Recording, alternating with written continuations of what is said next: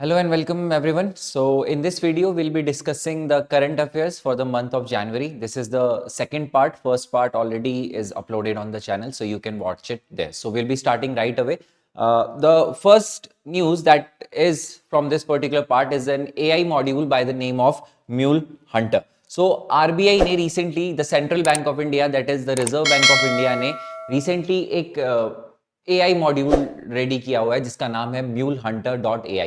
Remember this mulehunter.ai जो module है, this has been developed by RBI innovation hub, और this is a subsidiary of RBI, that is the name of by the name of RBI, Reserve Bank Innovation Hub. So they have developed an AI module by the name of mulehunter.ai. What exactly is this mulehunter.ai? So this mulehunter.ai will track the mule accounts that are present in our banking system. तो ये mule accounts को track करने के लिए ये AI module बनाया हुआ है. Now what exactly are mule accounts? Mule accounts हैं क्या? So mule accounts are those accounts which are generally used by criminals to move illicit funds. मतलब मनी लॉन्ड्रिंग वाला फंड या फिर डिजिटल फ्रॉड वाले जो फंड्स होते हैं, उन फंड्स को मूव करने के लिए जो क्रिमिनल्स के द्वारा जो अकाउंट्स यूज किए जाते हैं, these are known as the mule account. तो इन्हीं म्यूल अकाउंट्स को ट्रैक करने के लिए RBI has made this AI module by the name of mulehunter.ai. Now there is another term here, that is the term called money mule. Who is a money mule? So money mule is generally the name given to a person who moves this particular money. For example, let's say there generally what exactly happens is that in these type of mule accounts, let's say there is a digital fraud being conducted. कोई digital fraud हुआ और उससे जो भी money को आपने किसी criminal ने कैप्चर किया हुआ है, so what he will do is he will move this money to various different accounts, और लास्ट में उसको किसी एक पर्टिकुलर अकाउंट से विड्रॉ कर लिया जाता है. तो ये जो अकाउंट्स होते हैं, दीज टाइप ऑफ अकाउंट जहां पर which are generally used to move the funds, इन्हीं को बोला जाता है क्या? We call them as the mule account. और इन्हीं म्यूल अकाउंट्स को ट्रैक करने के लिए RBI has made the mulehunter.ai. Remember this has been developed by the RBI innovation hub और Reserve Bank innovation hub, which is a subsidiary of RBI in itself. And mule accounts, किन accounts को बोला जाता है? The accounts which are used by criminals generally most of the time to move illicit funds. जो भी इनके illegal funds होते हैं, illicit funds होते हैं, मनी लॉन्ड्रिंग वाला पैसा होता है या डिजिटल फ्रॉड वाला पैसा होता है, उसको मूव करने के लिए जो अकाउंट्स यूज कर रहे हैं, those are known as the mule account. And who is the money mule? Money mule किसे कहा जाता है? Money mule is the person जिसका वो अकाउंट है जो जनरली वो पैसा मूव कर रहा है. That person is known as the money mule. So RBI to you can say to improve the whole banking structure of economy, to decrease the number of frauds that are happening and the illicit moving of funds as well, to counter the black money and all, RBI ने क्या किया है? एक AI module ready किया हुआ है जिसका नाम है mulehunter.ai. So this is the first news for this particular video, that is the mulehunter.ai, which is again remember it's a AI module. So यहाँ पर आपका एक और चीज आपकी निकल सकती है. This you can use in, for example, if you have a question regarding AI, so the use of AI in banking sector. So this is one example that you can use कि AI can be used to track mule accounts. जो fraudster accounts वगैरह होते हैं उनको track करने के लिए भी AI can be used in a lot of ways. So this becomes one of your example in which our central bank, they have developed an AI module, and this module will help in the tracking of mule accounts. So that is the first thing. Moving on, the second news for the day, that is a scheme that has been launched by the government by the name of Jal Vahak scheme. So what exactly is the Jal Vahak scheme? This scheme has been launched by the Ministry of Shipping, Ports and Inland Waterways. Ministry of shipping, ports and inland waterways ने ये scheme को launch किया हुआ है. और जलवाग scheme exactly है क्या? So जलवाग scheme basically what it does is it incentivises the movement of cargo along the inland waterways. मतलब ऐसे लोग जिनका कार्गो मूवमेंट हो रहा है, so to incentivise those people from moving their cargo from roadways और railways to the inland waterways.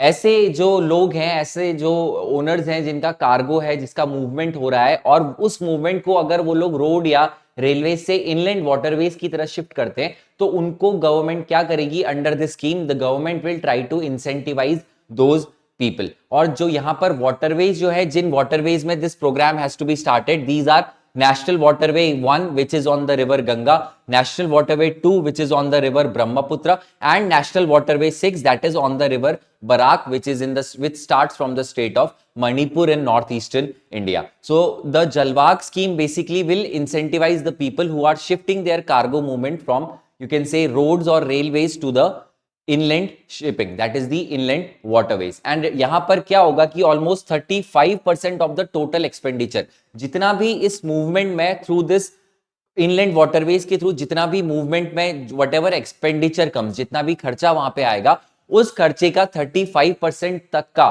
That is up to 35% of operating expenditure that will be given as an incentive by the central government. So this is a scheme basically to promote the inland waterway system in India, so that cargo movement के लिए, cargo कुछ भी हो सकता है, कुछ भी सामान जो ट्रांसफर हो रहा है from one place to another, so या फिर शिप coastal region से inland region की तरफ को ट्रांसफर जो cargo होता है, so उसके लिए this scheme has been launched. Now important thing to remember from this particular scheme is, first of all, कि this has been under the Ministry of Shipping, Ports and Inland Waterways. ये ministry है, nodal ministry है जो इस scheme को implement कर रही है. एंड यहां पर क्या होगा, ऐसे लोग जो अपने कार्गो की मूवमेंट को शिफ्ट करेंगे रोड से या रेलवे से इनलैंड वाटरवेज की तरफ, उन लोगों को इंसेंटिव दिया जाएगा. और ये इंसेंटिव कितना हो सकता है? This incentive can be up to 35% of the total operating expenditure of that particular entity which is moving the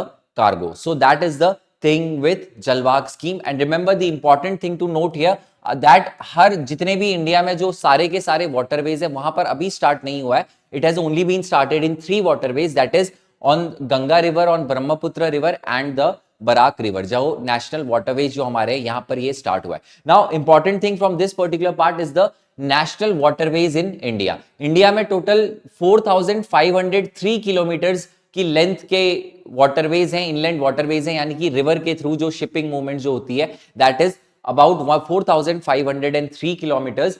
और ये 15 स्टेट को जो है, इंडिया में टोटल 15 स्टेट को ये वाटरवेज क्या कर रहे हैं, ये वाटरवेज सर्व कर रहे हैं. नाउ आपके लिए इंपॉर्टेंट चीज क्या है टू नो कि कौन सा वाटरवे किस रिवर में है. For example national waterway 1 which is the longest waterway as well, it is on the river Ganga. तो ये हल्दिया जो है that is in West Bengal, वहां से लेके इलाहाबाद तक का ये टोटल रन करता है. And it has a total length of 1620 kilometres.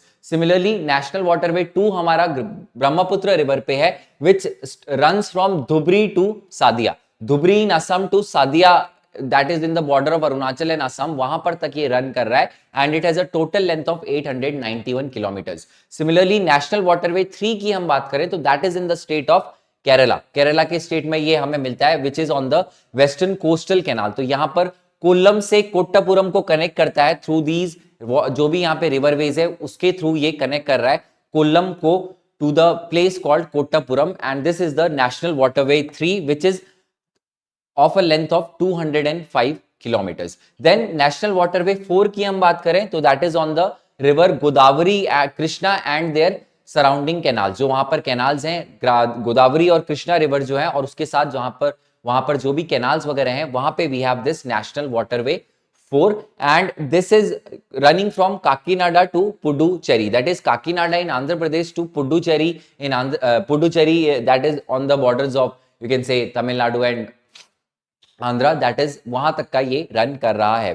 Puducherry itself is a UT in itself. Now then we have the national waterway 5. तो national waterway 5 is in the state of Odisha, where Brahmani जो river है, Brahmani Baitarani river and जो उनके canals हैं, वहां पर जो भी एसोसिएटेड कैनाल्स हैं उनमें ये नेशनल वाटरवे रन कर रहा है. And the last one is the national waterway 6 which runs on the river Barak, which is from a place called Lakhipur to Bhanga, that is in the Manipur वाला state, that is in the north eastern side of India. So दो चीजें आपके पास हैं. The first of all the जलवाग scheme, की जलवाग scheme है क्या, इस स्कीम का क्यों इसको लॉन्च किया गया, what exactly is the aim of the scheme. Remember the aim is to promote the inland waterways. Inland waterways को प्रमोट करने के लिए स्कीम को लॉन्च किया गया, बिकॉज इनलैंड वाटरवेज जो है they are much, you can say, efficient plus much better ecologically to for the movement of transport, or we can say for the transport of cargo as well. So cargo के transport के लिए inland waterways are considered a better option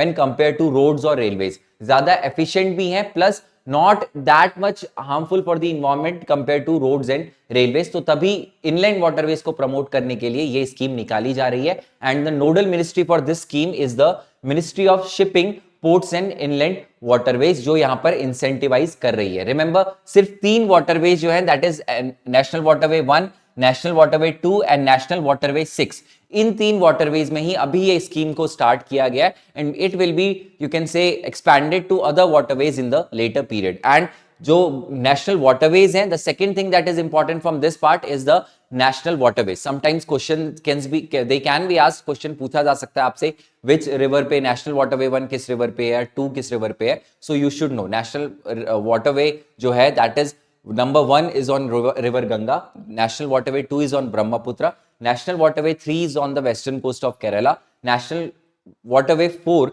is on Godavari, Krishna and the delta, that is the canals जो भी वहां पे run करता है. national waterway 5 again is in the state of Odisha and national waterway 6 is in the state of that is Manipur in the northeastern side, and वहां पर we have this Barak river that is running. So that is all about this one. Moving on, the next thing is the tax by the name of windfall tax.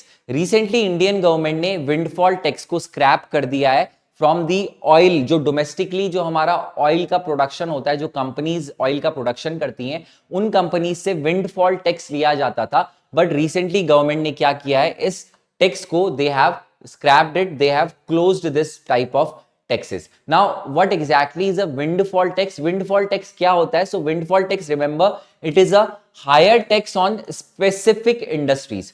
कुछ ऐसी specific industries होती हैं जहां पर above average profit होने के chances अगर हैं, तो तब गवर्नमेंट वहां से जो भी उनका रेवेन्यू वो अर्न कर रही है उस पे एक टैक्स लगाती है जिसको बोला जाता है विंडफॉल टैक्स. इंडिया में जो डोमेस्टिकली प्रोड्यूस क्रूड ऑयल जो था उस पे विंडफॉल टैक्स लगाया जा रहा था. यानी कि companies like ONGC, which is a PSU, and Oil India Limited, which is again a PSU, एक पब्लिक सेक्टर अंडरटेकिंग है. तो इन कंपनीज जो भी ये कंपनीज ऑयल प्रोडक्शन कर रही थी और उसके बाद उसको सेल कर रही थी, तो उसमें they had to give a windfall tax. Remember 2022 में ये चीज स्टार्ट हुई थी. This tax was started by the government in 2022 and by the end of December 2024 this tax was scrapped by the government. So windfall tax, it is a higher tax on specific industries. और ये किस चीज पे लिया जाता है? जब कोई इंडस्ट्री above average profit कमाती है, above average profit कमाती है. फॉर एग्जाम्पल 2022 में जब रशिया यूक्रेन वॉर स्टार्ट हुआ,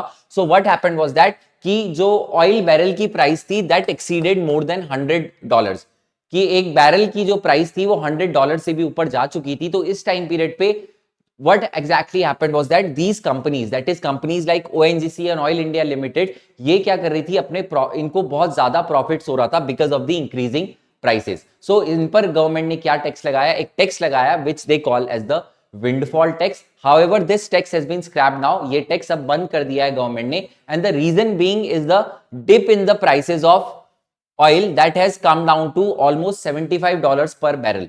कि जब ये जो पूरा का ऑयल की प्राइस है, now it has come down to around $75 per barrel. तो अब गवर्नमेंट ने क्या किया है, because the companies are not earning as much revenue as the previous period, तो गवर्नमेंट ने इस टैक्स को यहां पर हटा दिया है and that is basically the windfall tax. So remember, windfall tax specific industries पे लगता है और अबव एवरेज प्रॉफिट पे, यानी कि जहां पर ज्यादा एक्स्ट्रा प्रॉफिट हो रहा है उस प्रॉफिट पे ये टैक्स लगाया जाता है. Because of the falling prices of oil, पिछले जो इस साल वाली जो पूरी की पूरी विंडफॉल टैक्स की जो भी रेवेन्यू थी उसमें बहुत ज्यादा डिक्रीज देखने को मिला बिकॉज ऑयल की price have come down in the last 1 year. So because of this government ने अब क्या किया है, इस विंडफॉल टैक्स को हटा दिया है. एंड रिमेंबर, इंडिया में जो भी डोमेस्टिकली जो भी क्रूड ऑयल प्रोड्यूस होता है, जो भी ऑयल प्रोड्यूस होता है, 2 major PSUs that are working on that are ONGC, that is Oil and Natural Gas Corporation, and the other one is Oil India Limited. तो ये 2 PSUs are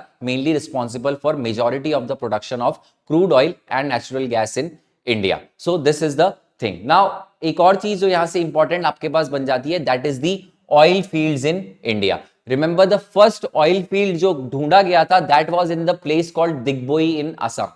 असम में दिग्बोई करके एक जगह है, वहां पर पहला जो था ऑयल फील्ड यहाँ पे ढूंढा गया था, and after that oil production it started in the 1960s के आसपास, this oil production also started. So when we talk about Indian major oil field, यानी कि ऐसे रीजन जहां पर ऑयल हमें मिलता है, ऑयल के रिजर्व्स मिलते हैं, so we have the state of Assam जहां पर सबसे ज्यादा हमें रिजर्व्स मिलते हैं ऑयल के, that is in the state of that is among all the states of India. Assam में सबसे ज्यादा रिजर्व्स मिलते हैं, और यहां पर कुछ इंपॉर्टेंट जो ऑयल फील्ड्स हैं, दैट इज दिग्बोई है, नहर कटिया है, और मोरान हुगरीजान भी यहां पर है. Second, we also have Gujarat as well, which has the second highest reserves of crude oil in India. तो यहाँ पर places like Kalol, Khambat and Ankleshwar, these are mainly responsible for the oil production. Similarly, we have जब onshore की जब हम बात करते हैं, सॉरी, तो ऑफशोर रीजन्स की हम बात करते हैं, यानी कि सी में जो रीजन्स हैं वहां पर अगर हम सोर्सेज की बात करें तो बेसिन एंड मुंबई हाई वाला जो रीजन है, that is the western coast of India. तो यहां पर हमें पूरी जो कोस्ट है, that is whole Konkan coast वाला जो रीजन मिलता है, इसमें हमें यहां पर ऑयल और नेचुरल गैस का बहुत ज्यादा रिजर्व्स देखने को मिलता है. सो ये वाला जो पूरा रीजन है, यानी कि जो ऑफशोर रीजन है, यहां पर हमें सबसे ज्यादा ऑयल और नेचुरल गैस के रिजर्व्स देखने को मिलते हैं. But when we talk about states, inland की जब हम बात करते हैं, तो स्टेट्स में असम में सबसे ज्यादा रिजर्व्स हमारे पास हैं, and then we have the second largest reserves in the state of Gujarat. So this is all about this particular news. That is, there was a tax called windfall tax. This was levied on industries, some specific industries like oil industry. जो domestically produced oil जो है उसकी industries पे ये tax लगाया जा रहा था. इसीलिए लगाया जा रहा था क्योंकि जो ऑयल की प्राइस है, it has increased to more than $100 per barrel. तो यहाँ पर एक्स्ट्रा प्रॉफिट जो कंपनीज अर्न कर रही थी, government was taxing those profits, and recently government has scrapped this. ये जो टैक्स है इसको हटा दिया गया, बिकॉज जो ऑयल की प्राइसेस हैं, they have now come down to $75 per barrel के आसपास. So that is the next news, that is the windfall tax, and these are the major oil fields that we have in India. Moving on, the next news is regarding the Indira Gandhi international peace prize of 2024. 2024 का Indira Gandhi peace prize has been given to Michelle Bachelet. Michelle Bachelet जो कि chilli की previous president रह चुकी हैं. She was the former president of Chile, and she has been given the Indira Gandhi international peace prize of 2024. Remember, Michelle Bachelet, she is a very important personality in when we talk about international human rights as well. Plus, women empowerment में भी she has played a very important role. She was also the founding director of UN Women. UN की वो agency जो women empowerment और gender equality पे काम करती है, दैट इज UN Women. उसकी फाउंडिंग डायरेक्टर भी यही है, that is Michelle Bachelet, and she has got the Indira Gandhi International Peace Prize of 2024. She is a former president of Chile. And when we talk about Chile, a very important thing here is that when we talk about Chile, South American nation है, South America जो continent है, वहां पर उसके western side में we have one of the longest countries in the world, that is the country of Chile. और यहां पर हमें एक important चीज मिलती है, that is a thing called lithium के रिजर्व्स. यहां पर सबसे ज्यादा जो रिजर्व्स है वो यहां पे मिलते हैं, and we have there is a presence of a triangle of countries, that is the country of Argentina, the country of Chile and the country of Bolivia. तो ये तीन जो नेशंस हैं, this is considered as the lithium triangle. तो India जो अपना reserves जो निकालता था, दैट जो भी लीथियम के रिजर्व्स हैं which is used in creating batteries specially for electric vehicles and all, तो यहां पर लीथियम ट्रायंगल जो साउथ अमेरिका में है, that is the we can say that where the largest reserves of lithium has been found. Similarly, recently last year भी news में था कि इंडिया में when we talk about Jammu Kashmir में there is a place called Reasi.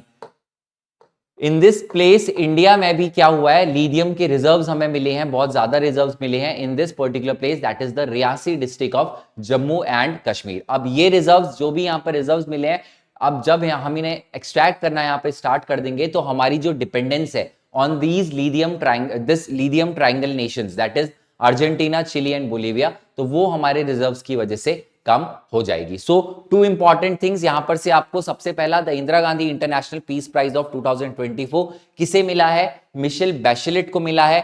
कौन है Michelle Bachelet? She was the former president of Chile, and she was also, remember, the founding director of UN Women. UN की जो major agency है that works regarding women empowerment and gender equality, उस UN women की founding director भी यही है। And regarding the country she belongs to, that is the nation of Chile. So you can look here in the map, this is South America and this is the country of Chile. और remember यहीं पर हमें एक दुनिया की सबसे लंबी, that is the longest mountain chain जो हमें मिलती है on surface, that is the Andes mountain range भी हमें यहीं पर मिलती है. So the Andes mountain range which are you can say young fold mountains, तो वो हमें इसी रीजन में मिलते हैं. The nation of Chile is here, और यहीं पर हमें लीथियम ट्रायंगल वाला रीजन भी मिलता है, that is the country of Chile, the country of Bolivia and the country of some part of that is the western part of Argentina. Similarly यही वो रीजन है जहां पर आप इस जगह पे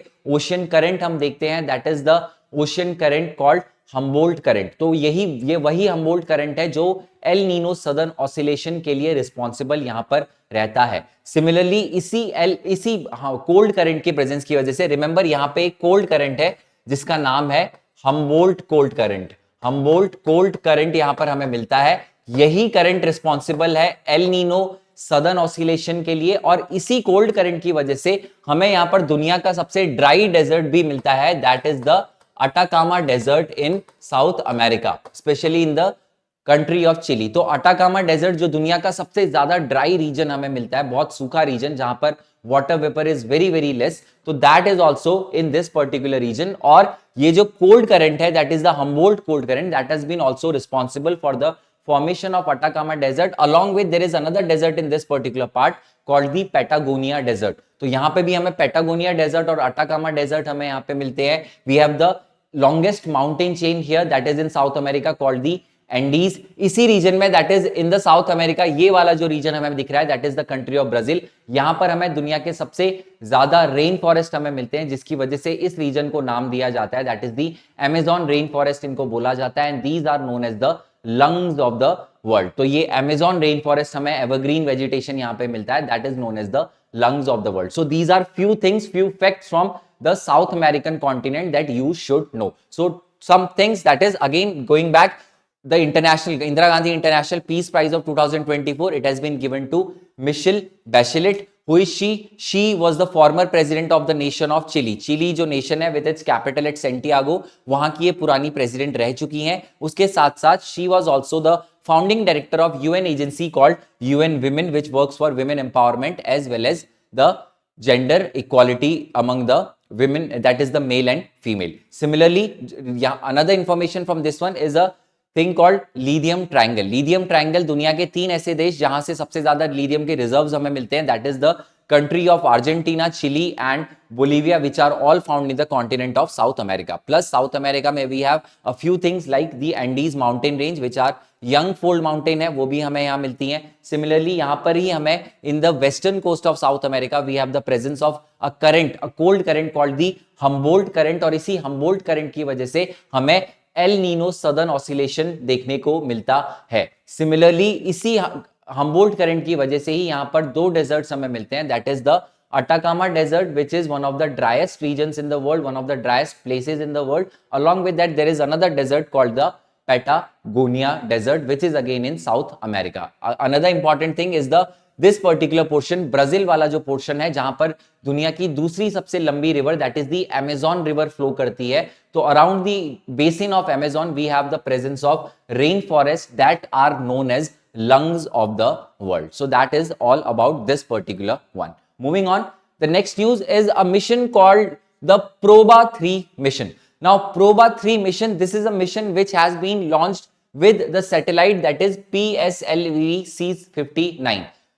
इंडिया में श्रीहरिकोटा के जो सतीश धवन स्पेस सेंटर है दैट इज इन श्रीहरिकोटा, वहां से इन this particular satellite called this launch vehicle called polar satellite launch vehicle C59 के थ्रू एक सैटेलाइट, एक मिशन भेजा गया है स्पेस में, that is by the name of Proba 3 mission. This mission belongs to the European Space Agency. जो European Space Agency है उनका ये मिशन है and they have sent it through the Indian that is launcher called the PSLV C59 from Satish Dhawan Space Center in Sriharikota, which is present in the coastal area of Andhra प्रदेश। इस जो mission है, this PROBA 3 mission जो है, इस mission में there are 2 satellites by the name of coronagraph, the second one by the name of occulter. तो यहां पर 2 स्पेसक्राफ्ट हैं, कोरोनाग्राफ और ऑकल्टर, और ये जो मिशन है, this mission has been sent mainly to study the solar, that is the corona जो लेयर है हमें मिलती है इन द सन, उसको स्टडी करने के लिए this mission has been sent. And remember,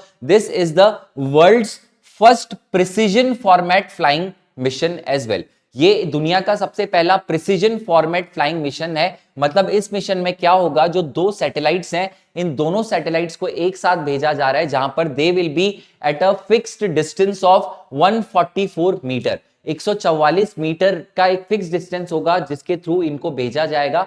one of the satellite, 2 satellites यहां पर हैं, पहली है कोरोनाग्राफ, दूसरी है ऑकल्टर। ऑकल्टर क्या करेगी, it will block the rays from the sun and this will give this second satellite, that is the coronagraph, to properly study the layer, that is the corona layer of sun. So remember, this is the proba 3 mission, and this mission has been sent by the European Space Agency, but भेजा कहां से गया था, श्रीहरिकोटा से भेजा गया था। और किस में भेजा गया था, it was sent in the Indian जो लॉन्च व्हीकल्स हैं, satellite launch vehicle, that is the polar satellite launch vehicle C59 में इसको भेजा गया था। So 1 or 2 important things that are from this particular part. सबसे पहला, what is the Proba 3 mission? Proba 3 mission is there to study the, you can say to study the corona layer of sun.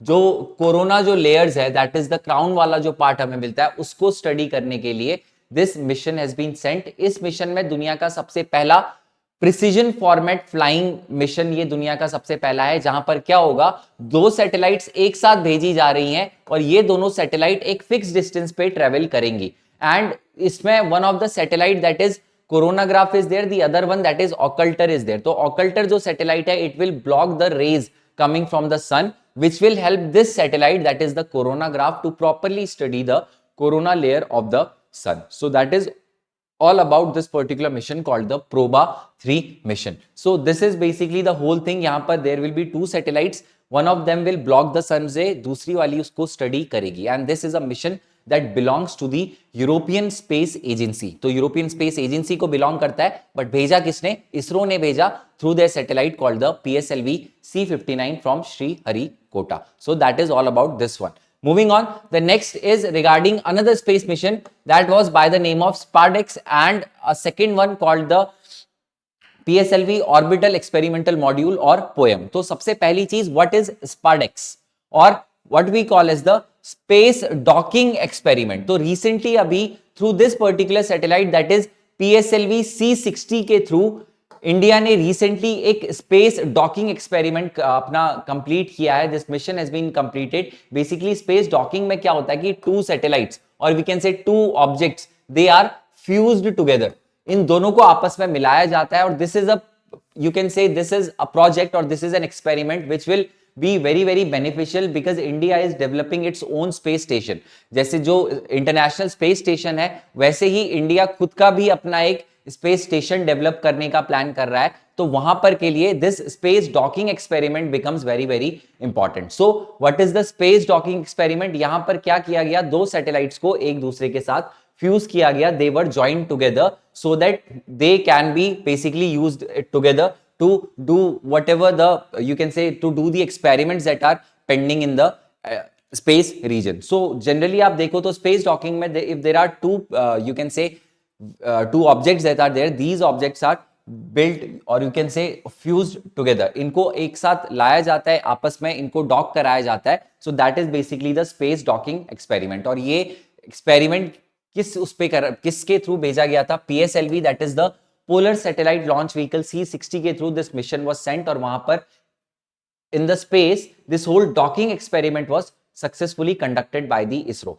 Now इस experiment में एक और important चीज है, that is a thing called POEM और what we call as the PSLV orbital experimental module. तो जो PSLVs हैं, ये 4 स्टेज रॉकेट्स होते हैं जनरली, जिसमें 4 स्टेजेस मिलती हैं, और जो 4th स्टेज होती है, अर्लियर पहले ये होता था कि जो ये 4th स्टेज है, ये एकदम रेजिड्यू बन जाती थी, इसका कोई काम नहीं होता था, तो ये स्पेस डेब्रिस बन जाती थी। बट अब इसमें इसरो ने क्या किया है, ये जो फोर्थ स्टेज है रॉकेट की, दैट इज द पीएसएलवी की जो चौथी स्टेज है, वहां पर इसरो ने they have attached some payload to this, मतलब इसके साथ कुछ चीजों को वहां पे भेजा हुआ है एक्सपेरिमेंट के लिए. That is now they are using this particular platform, that is the fourth stage of this particular rocket to conduct platform in the space region. और ये जो स्पेस डॉकिंग एक्सपेरिमेंट था, this was conducted on the basis of the POEM that is PSLV orbital experimental module. और ये PSLV orbital experimental module है क्या?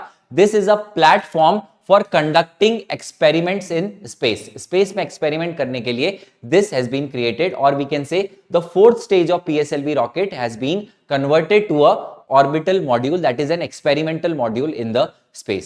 Another important thing from this particular part is a experiment by the name of CROPS. एक और experiment है that is by the name of CROPS. So CROPS means Compact Research Module for Orbital Plant Studies. Basically ये जो CROPS experiment है, इस CROP experiment को भी इसी poem that is the orbital जो मॉड्यूल है, पोएम जो मॉड्यूल हमें मिलता है, उसमें ही इस एक्सपेरिमेंट को कंडक्ट किया जा रहा है. मतलब इसमें जो भी पेलोड है, जो भी इसमें सामान है, उसमें से एक उसमें this crops experiment is also there. मतलब यहां पर क्या किया जा रहा है, स्पेस में किस तरीके से प्लांट्स की ग्रोथ को यहां पर एक्सपेरिमेंट उनका किया जा रहा है कि how exactly are the plants growing in the space, और जहां पर एंटी ग्रेविटी वाला जो पोजीशन है वहां पर किस तरीके से plants can be grown. So this is a very important experiment that is being conducted by the ISRO, that is the CROPS experiment. तो ये CROPS experiment भी पोएम जो मॉड्यूल है उसी में करवाया जा रहा है. That is the Compact Research Module for Orbital Plant Studies. Remember both of them, that is the poem module along with the CROPS experiment, both of them have been developed by the Vikram Sarabhai Space Center, that is in the place called Thiruvananthapuram, which is the capital of Kerala. तो केरला की capital Thiruvananthapuram में we have the space that is the Vikram Sarabhai Space Center. तो उन्होंने ही ये poem और crops experiment को develop किया है. पोएम रिमेंबर एक मॉड्यूल है, एक प्लेटफॉर्म है जहां पर एक्सपेरिमेंट कंडक्ट होंगे स्पेस में. जो रिसेंट स्पेस डॉकिंग एक्सपेरिमेंट किया गया है, ये भी इसी मॉड्यूल के थ्रू किया गया है. Along with that crops experiment भी है, एक और एक्सपेरिमेंट जो चल रहा है स्पेस में, तो जहां पर प्लांट्स के ऊपर स्टडी की जा रही है, प्लांट्स को ग्रो किया जा रहा है इन द स्पेस रीजन. जो स्पेस है वहां पर प्लांट्स को ग्रो किया जा रहा है, और ये क्रॉप्स एक्सपेरिमेंट भी पोएम मॉड्यूल का ही एक पार्ट है. So these are the important things from this particular one. First of all you should remember कि पीएसएलवी C60 के थ्रू दिस स्पेस स्पारडेक्स या फिर space docking experiment was successfully conducted. और इसके जो ये एक और चीज आपकी यहां से बन के आती है, that this can be used, you can से this whole experiment, since it has become successful, it will now be beneficial in developing the space station for India. India जो ISRO है, that is the Indian Space Research Organization, they have their plans कि they will be creating their own space station by the name of भारतीय अंतरिक्ष station करके एक बना रहे हैं. So उसमें this will be very very helpful. Now they know कि किस तरीके से डॉकिंग करवानी है, यानी कि किस तरीके से to you can say satellites को या ऑब्जेक्ट्स को, एक्स्ट्रा टेरेस्ट्रियल ऑब्जेक्ट्स को, they are you can say they are fusing them together, उनको एक दूसरे के साथ ज्वाइन किया जा रहा है. And this will have a lot of impact on the future missions for Indian Space Research Organisation, that is ISRO. So this is all about this particular one, that is Spardex and poem जो था that was sent through PSLV C60. Remember PSLV एक 4 stage rocket है, इसमें 4 stage होती हैं rocket में, that is 3 stages में जो रॉकेट्स की होती हैं उसमें पहले सब कुछ फॉल हो जाता है, that comes to the ocean in the on the earth. जितना भी ओशन वाला रीजन है वहां पे पहली 3 स्टेजेस फॉल करती हैं. जो चौथी स्टेज होती है रॉकेट की, it goes to the space. But earlier क्या होता था, वो स्पेस में जाके डेब्रिस बन जाती थी, वहां जाके उसका कोई काम नहीं होता था, तो वो कूड़ा बन जाती थी. So what now ISRO has done, that ISRO ने 4th स्टेज में कुछ एक्सपेरिमेंटल मॉड्यूल वहां पे डाल दिए और उसको नाम दे दिया है क्या, PSLV ऑर्बिटल एक्सपेरिमेंटल मॉड्यूल. और इसी में all these space experiments are being conducted. So that is all about this particular one. Moving on, the next one that we have is the last news for today, that is the Parker Solar Probe. Parker Solar Probe, it was a probe that was launched by NASA. NASA ने 2018 में इस probe को launch किया था to study the sun. Sun को study करना और उसका impact in the solar system. That was the main target of this Parker Solar Probe, and recently the Parker Solar Probe has become the, you can say, closest man-made object to the sun. सन के सबसे close में जाने वाला जो object अभी recently बना है, that is the Parker Solar Probe, which was launched by NASA in 2018. And remember, the main objective of this particular program is to study the sun and its impact on the solar system, कि किस तरीके से सन किस तरीके से work करता है, what exactly are, you can say the component there, how exactly is the energy being build up, और उसका किस तरीके से इंपैक्ट पड़ रहा है in the solar system. That is the whole aim of this particular program. So remember the important thing from this particular one, Parker Solar Probe किससे related है, नासा से रिलेटेड है. 2018 में उन्होंने लॉन्च किया था. क्या इसका एम है, इसका एम है to study the sun and its impact on the solar system. और recently the important news, why it is in news, because ये man, this object that is the Parker solar probe, this has become the closest man made object to the sun. Sun के सबसे close जाने वाला man made object कौन सा बन चुका है, that is this particular probe called the solar probe. You can see its trajectory in this particular diagram. यहां से अर्थ से ये लॉन्च किया गया था and this has gone up to 3.83 million miles near to the sun. कि सन के इतना क्लोज ये पर्टिकुलर ऑब्जेक्ट जा चुका है, which was launched in 2018. And no need to go into much detail, कि डिटेल्स में आपने ज्यादा नहीं देखना है इसको. Just remember the names, that this was launched by NASA and this has become the closest man-made object to go to, or to, you can say, fly near the sun. So that was the last bit of news for this particular part. We'll be continuing this series from the next video onwards and all. So that is all for today. That we have seen some of the, you can say, current affairs from the month of January regarding the upcoming examination, that is the lower PCS as well as the upper PCS examination. So that is all for today's class then. Thank you. We'll be meeting again.